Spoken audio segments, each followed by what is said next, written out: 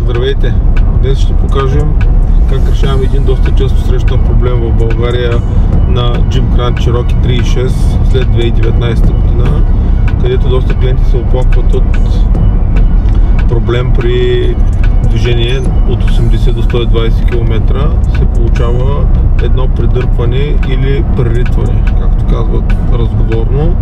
Това се получава следствие на неравномерни смеси и на допълнителни цикли в впръскването на бензина, които не могат да бъдат правилно обработвани от газовите уредби или не е настроено правилно в този режим как да работи газовата уредба и да подава гориво. За целта ще направим един тест на автомобила, който правим. Ходили, опитвали са го правят, не са намерили решение.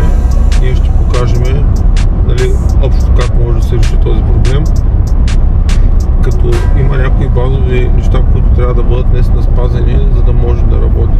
Основно оборотите на газовата уредба трябва да бъдат привъртани задължително и трябва да бъде оптимизирана корекцията при ускорение.